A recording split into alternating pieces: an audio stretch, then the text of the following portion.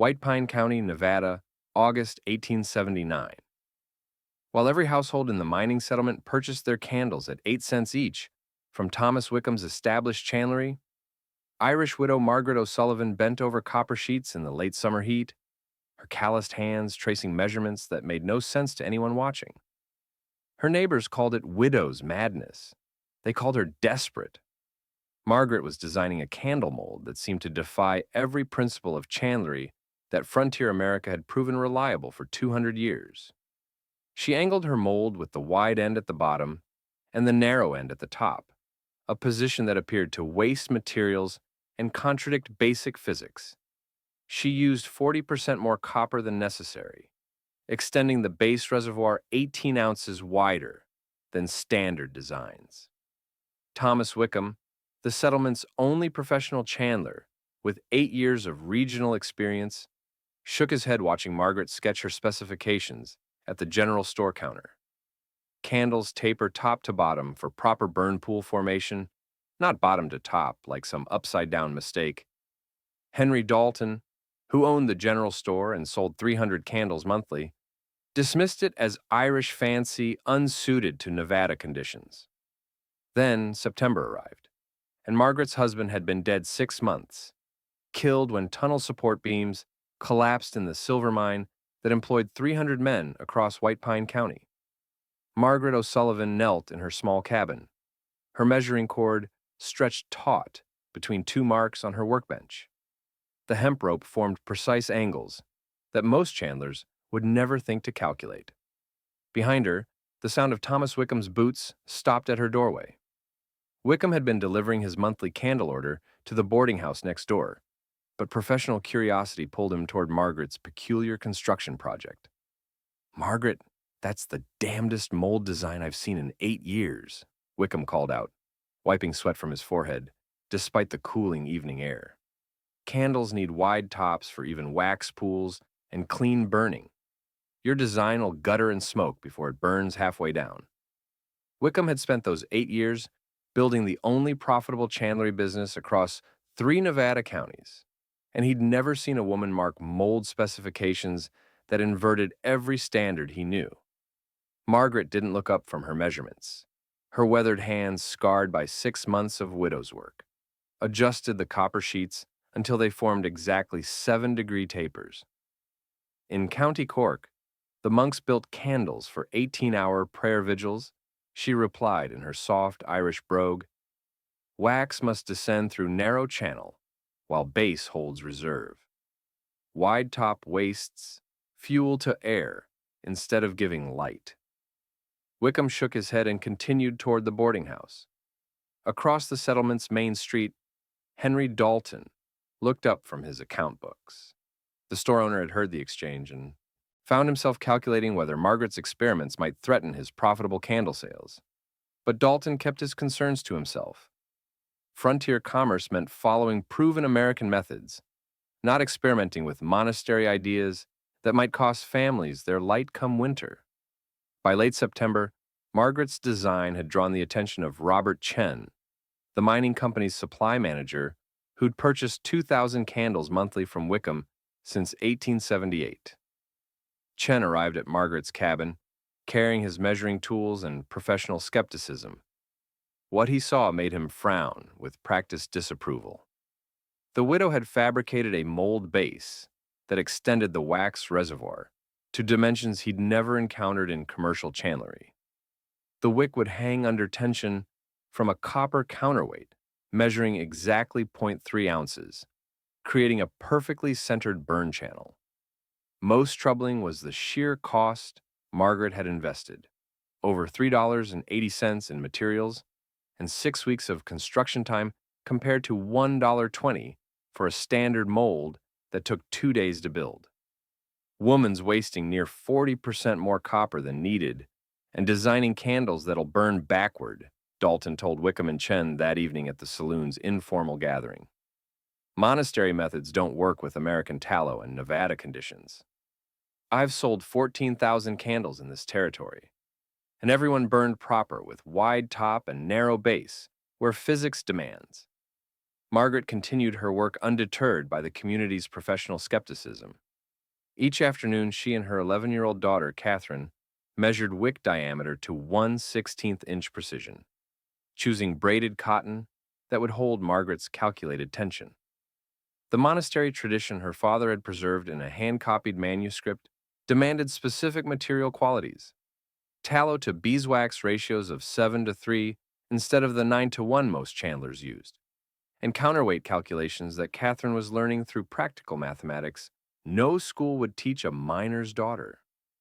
While neighbors produced candles in 3 hours using standard techniques, Margaret spent 2 weeks carefully angling each copper surface to create the precise geometry her Irish design required. September 15th arrived with Margaret's first completed batch: 6 candles that looked fundamentally wrong to every eye trained in American chandlery. The thick bases and narrow tops seemed to mock 2 centuries of proven design. That evening, Margaret lit 1 candle for her 3 children's reading time before bed. 4 hours later, when she tucked them under quilts, the flames still burned steady and bright. Thomas Wickham's standard candles never lasted more than 2.5 hours. October brought the first systematic testing of Margaret's reverse taper design, and the results began separating frontier assumptions from measurable performance in ways that surprised even the most confident chandlers. Thomas Wickham's standard candles, constructed according to 8 years of proven Nevada experience, burned through their wide wax pools in 2.5 to 3 hours, requiring families to light multiple candles each evening to maintain adequate light for work and reading. By late October, a typical mining family consumed 30 candles monthly at 8 cents each, spending $2.40 on illumination alone. 3 cabins south, Margaret O'Sullivan's monastery candles performed with mathematical precision that defied chandlery logic. Each evening, Margaret lit a single candle using the same amount of tallow and beeswax that neighbors considered standard for brief illumination. But where conventional designs lost most of their fuel to oversized burn pools and rapid consumption, Margaret's reverse taper created a thermal engine that regulated itself through pure geometry. The physics became visible during the longest autumn evenings. Sarah Hutchins noticed it first, while hemming dresses by candlelight in her seamstress shop. Hutchins worked 5 hours most nights, burning through 2 of Wickham's candles to complete her orders. On November 3rd, she tried one of Margaret's candles that the widow had offered as a sample. The single candle burned steadily through her entire evening's work, with wax still remaining in the base reservoir. Hutchins mentioned this observation to Elizabeth Weber, who managed an 8-room boarding house and consumed 80 candles monthly lighting common areas and guest rooms. Weber witnessed the same phenomenon during a dinner service that lasted from 6 until 10:30. Margaret's candle continued burning, while 3 of Wickham's standard candles guttered out during the same period. Margaret's thermal regulation system operated according to principles her monastery manuscript had documented through 1,100 years of candlelit prayer vigils. During active burning, the narrow top channel focused flame energy efficiently, while the wide base provided massive fuel reserves that fed upward through capillary action in the braided wick. The candle consumed wax slowly at the beginning when reserves were greatest, then maintained consistent flame size as the narrowing geometry compensated for diminishing fuel. Standard candles burned fastest at their tops, where wide wax pools created large flame surfaces, then struggled to maintain brightness as their narrow bases provided insufficient fuel for the expanded burn channels their own design had created. By December, the mathematical differences had become undeniable. Margaret tracked burn times meticulously in her household ledger, recording 7.5 to 8 hours per candle, while Wickham's products averaged 2.6 hours. Margaret had consumed exactly 17 candles since mid-September, while maintaining interior light that allowed her children to complete schoolwork and her oldest, daughter Catherine, to practice the bookkeeping skills Margaret was teaching. Sarah Hutchins had burned 68 candles in the same period to achieve lighting that barely allowed her to meet seamstress deadlines on the coldest evenings when daylight ended before 5 o'clock. Weber's boarding house consumption had reached 112 candles, with costs threatening to exceed her profit margins on room rentals. The cost mathematics became a source of growing interest among the settlement's more practical residents. Margaret demonstrated the economics to Catherine each week, showing how to calculate material costs against burn time performance. Margaret's candles cost 1.8 cents each to produce, including 0.9 cents for tallow, 0.7 cents for the 30% beeswax blend, and 0.2 cents for precisely measured wicking. Her monthly lighting needs required 30 candles at a total cost of 54 cents, compared to the $2.40 she'd spent purchasing Wickham's products before her husband's death.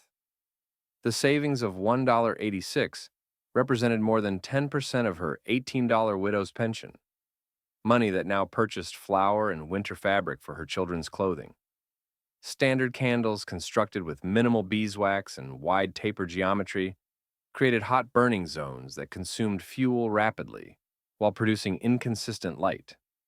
Margaret's design maintained even flame temperatures throughout the 8-hour burn, extracting maximum illumination from each ounce of wax through the monastery's understanding of controlled combustion. Thomas Wickham found himself defending his professional methods with growing frustration. During a December visit to Elizabeth Weber's boarding house to discuss her standing order, Wickham observed 3 of Margaret's candles burning in the common room, their flames steady and smoke-free 6 hours after Weber had lit them that afternoon. Designs overcomplicated for frontier use, Wickham told Weber, while his own candles flickered in their wall sconces. Takes a widow 6 weeks to build a mold that I fabricate in 2 days. Most families can't afford that construction time, and the extra beeswax cost adds up across hundreds of candles. Weber nodded politely, but had already calculated that Margaret's candles, even at 3 cents each when purchased rather than self-made, would reduce her monthly lighting costs from $6.40 to $2.70. Wickham's professional pride prevented him from acknowledging that an Irish widow's monastery manuscript demonstrated superior engineering to his 8 years of American chandlery experience. But the performance data was becoming impossible for practical merchants to ignore. Sarah Hutchins placed a standing order for 15 candles monthly. Elizabeth Weber contracted for 40. Clara Chen, wife of the mining company's supply manager, began quietly testing Margaret's candles in her own home, documenting burn times that her husband Robert would need to see before he'd consider changing the mine's massive candle contracts. By January 1880, Margaret was producing 60 candles monthly in her small cabin, teaching her daughter the precise temperature measurements for tallow rendering and the counterweight calculations that kept wicks perfectly centered during the 6-hour cooling process that monastery tradition demanded. September 8, 1880, arrived with news that shattered White Pine County's economic stability. The mining company announced a 25% wage reduction effective immediately, dropping average miner salaries from $72 monthly to $54. Families who'd balanced precarious budgets on full wages now scrambled to cut expenses anywhere possible. Candles represented 3 to 5% of monthly household costs, a percentage that seemed small until miners' wives calculated the actual dollars. At reduced wages, standard candles at 8 cents each meant choosing between adequate light for children's schoolwork and enough food for the week's meals. Robert Chen sat in his mining company office, calculating supply costs that suddenly mattered more than ever before.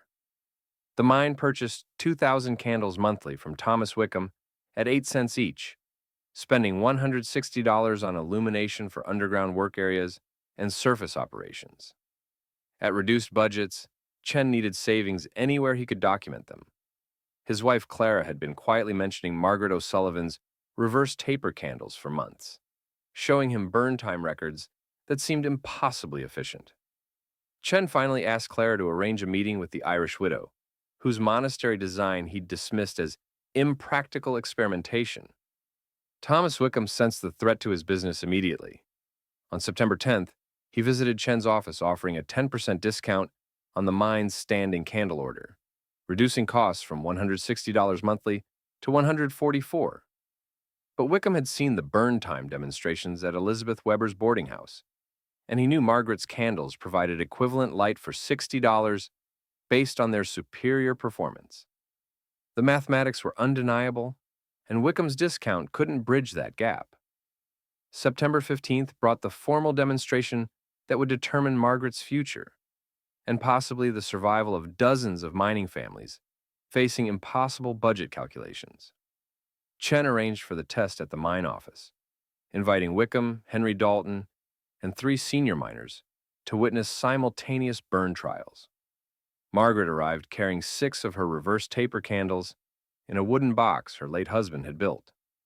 Wickham brought 6 of his standard candles, professionally wrapped and confident in their proven design. At exactly 2 o'clock in the afternoon, all 12 candles were lit under careful supervision.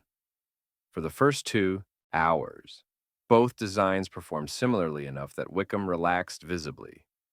See, same results at a fraction of the mold construction cost, he told Chen while the flames burned steady in the windless office.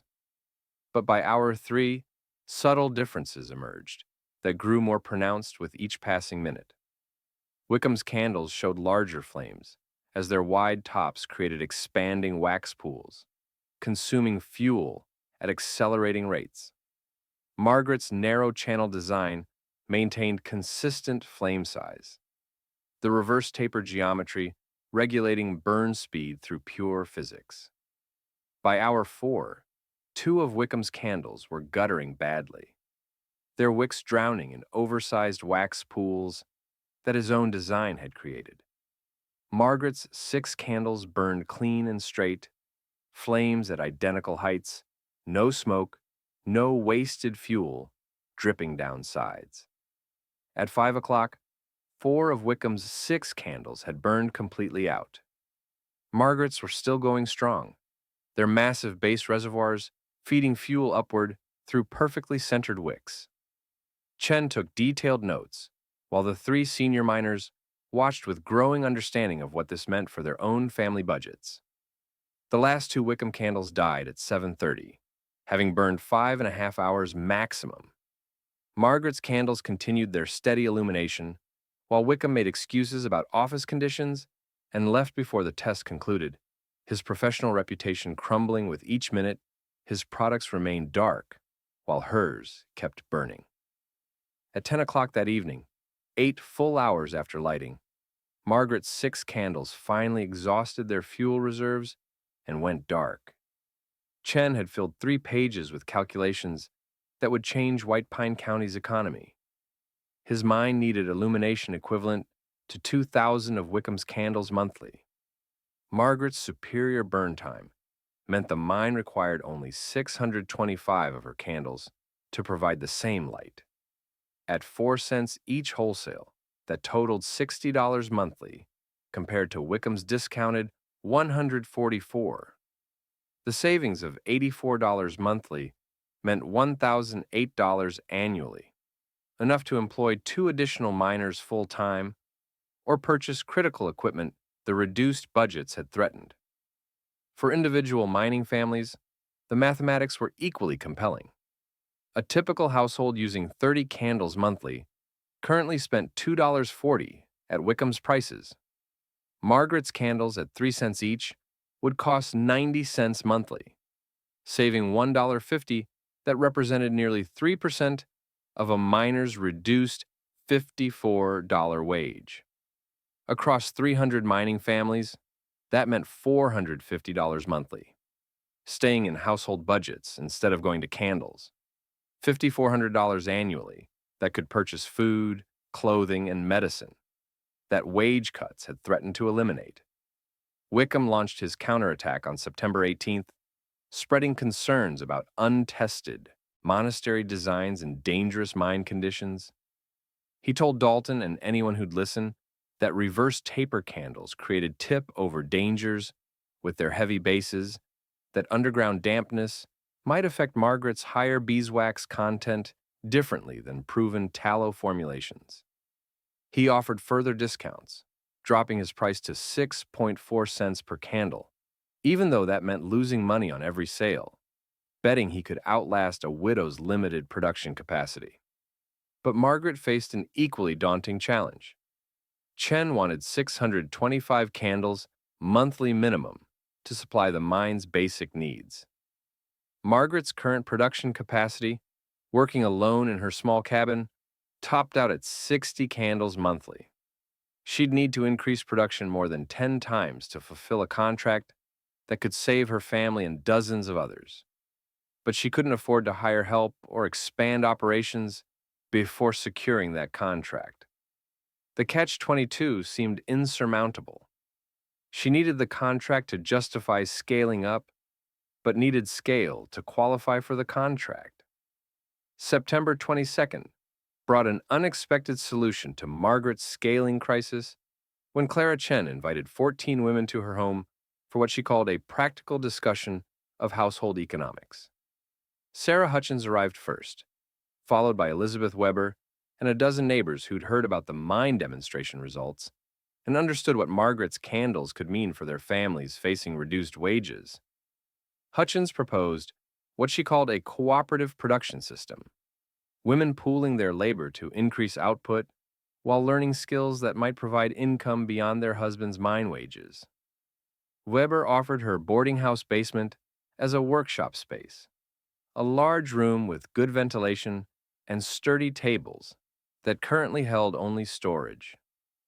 5 women volunteered immediately to work in exchange for candles rather than cash, understanding that their families' lighting needs represented real economic value. Margaret would provide training, loan her mold designs for copying, and share the monastery formulas her father had preserved from County Cork traditions.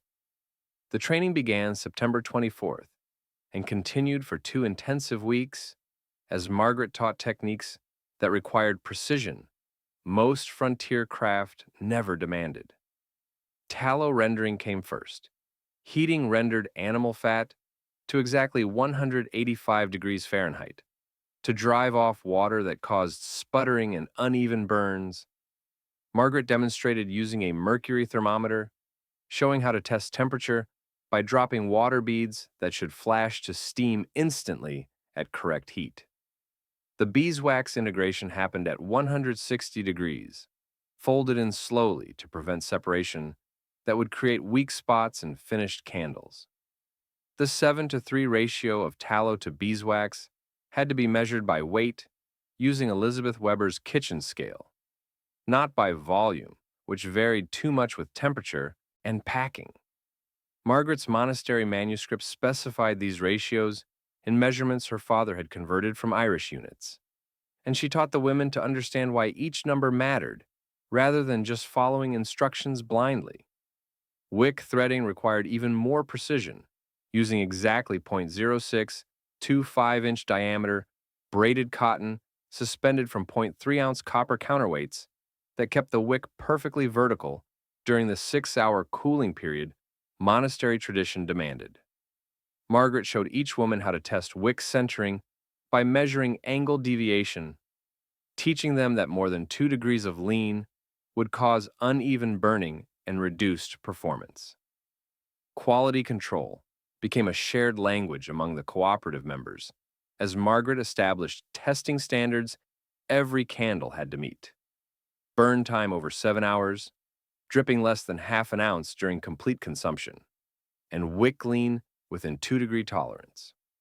Each woman learned to check these measurements, understanding that Chen's mine contract depended on consistent performance that would keep miners safe underground. The women discovered something beyond candle making in that basement workshop, a community of purpose that crossed the ethnic boundaries White Pine County usually maintained.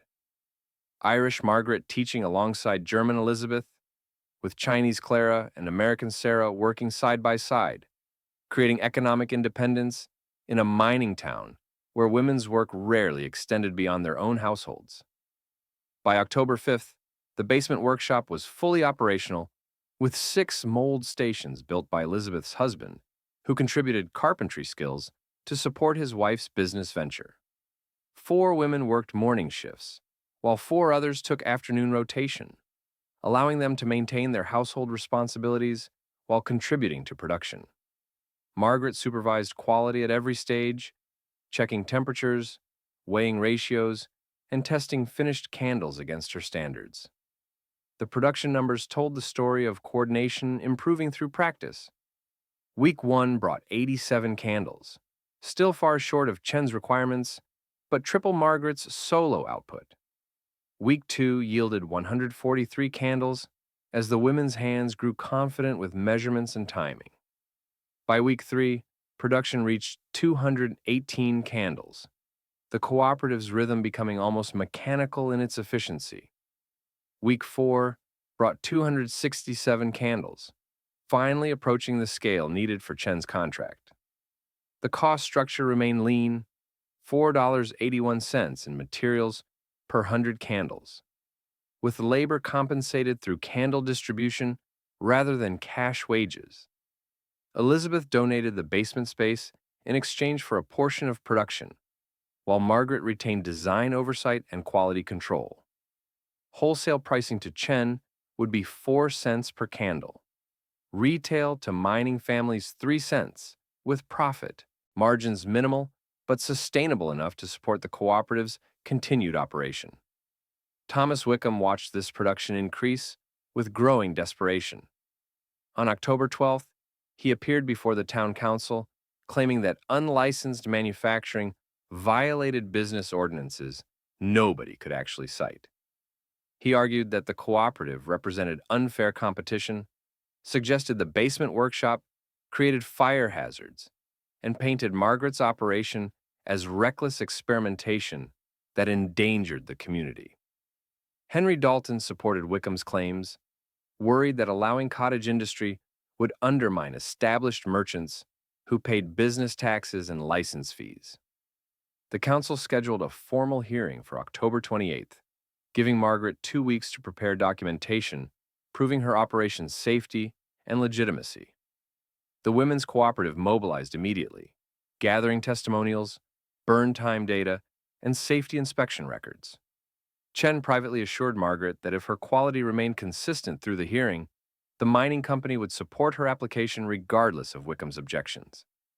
October 20th brought the critical underground test that would provide the hearing's most compelling evidence.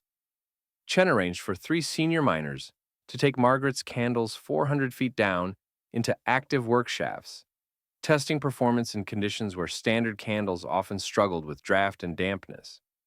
The miners logged burn times, stability under movement, and smoke production through an 8-hour shift. When they emerged at shift change, their report was unanimous.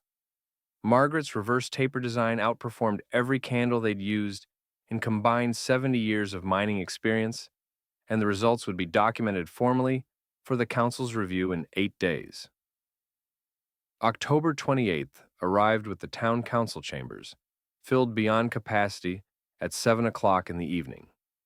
Thomas Wickham presented his case first, speaking for 20 minutes about traditional chandlery standards that he claimed Margaret's operation violated, though he cited no specific regulations beyond his own 8 years of regional experience. He questioned whether reverse taper design had been proven safe, suggested that women lacked the technical competence for precision manufacturing, and noted that he'd paid business taxes faithfully since 1872, while Margaret's cooperative had emerged without proper licensing. Wickham's voice carried the confidence of established commerce, defending itself against upstart competition that threatened profitable monopolies. Henry Dalton added his support in 5 minutes of testimony, arguing that protecting established businesses maintained economic stability, and that allowing every widow to start home operations would create chaos in White Pine County's commercial district. He worried aloud about precedents that might encourage other cottage industries to challenge merchants who'd invested years building their trade. Margaret presented her defense with 15 minutes of documented evidence that transformed the hearing from commercial dispute to mathematical demonstration. She spread burn time records across the council table, showing 47 families who tested her candles over 8 months, with average performance of 7.8 hours compared to 2.6 hours for standard designs. Chen's mine demonstration data filled 3 pages with detailed measurements from underground tests, showing 8 successful trials in conditions that often caused conventional candles to fail. Margaret's cost analysis demonstrated families saving $1.50 monthly on average, with total community impact of $5,400 annually staying in household budgets, rather than leaving White Pine County for candle purchases. She presented her monastery manuscript, the hand-copied pages her father had preserved showing 1,100 years of proven design history from County Cork abbeys, where monks had refined candle-making through centuries of 18-hour prayer vigils. Her safety record was flawless: 0 fires and 0 injuries across 2,400 candles produced since September 1879. The women's testimonies carried weight that surprised even Margaret. Sarah Hutchins explained how reverse taper candles had kept her seamstress business viable after wage cuts reduced her customers' ability to pay premium prices for dress work. Elizabeth Weber described the volunteer fire brigade's inspection of her basement workshop, which had passed every safety review with recommendations for best practices. Clara Chen presented her husband's company data proving superior performance that would save the mining operation over $1,000 annually while improving underground safety through more reliable illumination. The council deliberated for 30 minutes before voting 4-1 to allow the cooperative's operation, requiring only quarterly safety inspections and a modest business license fee that Margaret could easily afford from her growing production revenue. Wickham left the chambers before the vote was announced, his face red with humiliation and anger that a widow's monastery knowledge had defeated his professional authority. October 29th brought immediate vindication as Chen placed his official order for 650 candles monthly with a 6-month trial contract renewable based on performance. The mine began transitioning away from Wickham's products, and Henry Dalton finally agreed to stock Margaret's candles in his general store after months of refusal. He took 200 candles on consignment, pricing them at 3.5 cents, while keeping half a cent margin for himself. November production reached 704 candles, as the cooperative operated at full capacity with 8 women working regular shifts. Margaret drew her first salary of $12 monthly plus candles for her family's personal use, meaning her household lighting cost dropped to effectively 0. The $2.40 she'd spent on candles before learning her father's monastery techniques now represented 13% of her widow's pension, restored to other necessities. Word spread beyond White Pine County through the networks that connected Nevada's mining communities. Sarah Hutchins's sister visited from Cherry Creek in November and witnessed the cooperative's operation, immediately requesting wholesale orders of 100 candles monthly for her own town's families facing similar wage pressures. By December, 2 additional mining settlements had inquired about Margaret's reverse taper design, and letters arrived from across Nevada territory asking about production capacity and pricing. Thomas Wickham's chandlery business collapsed under the economic pressure. He'd lost the mine contract that represented his largest customer, and retail sales through Dalton's store had dropped 40% as families switched to Margaret's superior products. In December, Wickham closed his White Pine County shop and moved to Virginia City, declaring as he left that small-scale manufacturing could never succeed long-term, and predicting Margaret's failure within a year. The economic data emerging from 3 months of widespread adoption told a different story. Over 300 White Pine families now used Margaret's candles exclusively, creating collective monthly savings of $450 that miners redirected to other necessities. Local merchants reported increased sales in food, clothing, and children's supplies as families stopped spending excessive amounts on illumination. The money wasn't leaving the community. It was circulating through other businesses that benefited from what Margaret's efficiency had freed up. On December 15th, a territorial surveyor arrived to document the cooperative's methods for government records, measuring mold specifications and recording the reverse taper geometry for territorial mining operation reports. His written assessment noted that Margaret's cottage industry demonstrated superior understanding of combustion physics compared to established industrial chandlers, and his report distributed to territorial officials brought 3 additional mine contract inquiries by January 1881. December's coldest nights provided the final performance test as temperatures dropped below zero for extended periods. Margaret's candles maintained their 7 to 8 hour burn times, without degradation, while standard candles often failed in extreme cold, their high tallow content becoming brittle and prone to cracking. The beeswax blend that Wickham had dismissed as wasteful expense proved essential for maintaining flexibility and consistent burning under conditions that broke conventional designs. January 1881 brought formal incorporation of the cooperative as White Pine Candle Works, with Margaret serving as technical director and Elizabeth Weber managing daily operations. 12 women now worked regular shifts, producing 1,400 candles monthly, serving 4 mining communities plus retail customers throughout Nevada territory. The basement workshop had expanded into an adjacent building as production demands exceeded the original space, and Margaret's role evolved from candlemaker to teacher of candlemaking principles. In February, she fabricated 8 additional mold sets using copper she purchased with the cooperative's growing revenues, then taught 2 apprentices the precision metalwork required to replicate her monastery design specifications. Each mold had to maintain exact 7-degree tapers, with bases 18 ounces wider than tops, and counterweight systems calibrated to 0.3 ounces for proper wick suspension during the 6-hour cooling period that monastery tradition demanded. By March, production capacity reached 2,500 candles monthly as the women's coordination became almost mechanical in its efficiency. Margaret began training women in Cherry Creek to establish a second cooperative under licensing arrangement, spending 2 weeks teaching the intensive skills while requiring adherence to quality standards that protected the design's reputation. She received half a cent per candle in royalties for this knowledge transfer, creating income stream beyond her technical director salary.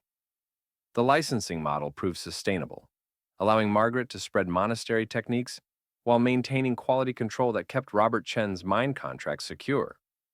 Her monthly income reached $18 from combined business operations and royalties, matching her widow's pension and effectively doubling the household budget that had barely sustained her family 2 years earlier. Her children benefited directly from this economic transformation, with her eldest daughter, Catherine, now learning business management skills no mining town typically offered to 13-year-old girls, and her son studying the mold fabrication mathematics that turned monastery geometry into practical engineering. June 1881 brought territorial economic survey data that documented the cooperative's broader impact across Nevada's mining communities. 847 families now used reverse taper candles across 6 settlements, creating collective annual savings of $15,246. Average families saved $18 yearly on lighting costs, money that territorial officials noted was equivalent to 21 miners' full annual wages retained in local economies rather than spent on inefficient candles. Margaret's personal transformation represented more dramatic change than even these numbers suggested. A widow who'd faced poverty 18 months earlier now earned $36 monthly, commanded respect as technical authority, and had created sustainable employment for dozens of women whose skills had been dismissed as mere household craft. Thomas Wickham's fate illustrated the opposite trajectory. His Virginia City chandlery attempt failed within 8 months as he clung to traditional methods and refused to acknowledge that an Irish widow's monastery manuscript contained superior engineering knowledge. He eventually found work with a San Francisco chandler, never publicly admitting that Margaret's reverse taper design had proven fundamentally superior to everything his 8 years of professional experience had taught him. Other chandlers' responses varied more intelligently. Some adopted reverse taper principles and paid Margaret licensing fees to use her documented specifications, understanding that fighting superior technology was futile. Others maintained traditional methods and watched their market share decline as customers discovered the mathematical advantages of monastery geometry. Industrial manufacturers initially ignored cottage industry innovations, assuming that small-scale operations couldn't compete with factory production volumes. By 1883, several large factories were producing reverse taper variants, as Margaret's design became the quality standard that premium candle customers demanded. The Nevada Historical Society preserved Margaret's legacy in 1924 by acquiring her original copper molds, 4 of which survived decades of use. They also secured her monastery manuscript, the County Cork pages, dating to approximately 700 AD, that her father had copied by hand before emigrating. Margaret's production ledgers documented 47,000 candles, manufactured between 1879 and 1885, with burn time testing data from over 200 households providing statistical proof of superior performance. The Smithsonian Institution conducted detailed analysis in 1968, confirming through laboratory testing that reverse taper geometry optimized fuel consumption, while Margaret's beeswax blend prevented dripping without sacrificing structural rigidity. Her wick tension system kept burn channels centered with precision that anticipated industrial quality control methods by several decades. Contemporary candle manufacturing in the 2020s employs thermal principles identical to those Margaret applied in 1879. Premium candles use reverse taper geometry, monastery-inspired wax blends, and controlled cooling systems that Margaret's father's manuscript had documented from 1,100 years of Irish abbey traditions. Chandlery textbooks now credit monastery designs as sophisticated engineering that achieved efficiency through accumulated traditional knowledge rather than modern technological innovation. The historical significance extended beyond candle-making techniques to broader questions about dismissing traditional knowledge and women's technical capabilities. Margaret's cooperative had demonstrated that an Irish widow studying monastery manuscripts could outperform established male chandlers with professional credentials. That cooperative cottage industry could compete with individual commercial operations, and that ancient knowledge tested through centuries of practical use often contained solutions to problems that seemed uniquely modern. The survival mathematics remained most compelling. When mine wage cuts threatened 300 families with impossible economic choices, Margaret's innovation helped them absorb 25% income loss without abandoning their homes. $5,400 in annual community savings meant economic stability that kept families intact and mining operations staffed. The candle savings that seemed modest when calculated per household became transformative when multiplied across entire communities facing crisis. Margaret's impossible candle mold hadn't just challenged chandlery assumptions about proper taper direction and fuel consumption physics. It had proven that dismissing traditional knowledge as primitive superstition often revealed not the ignorance of ancient craftsmen, but the arrogance of modern practitioners.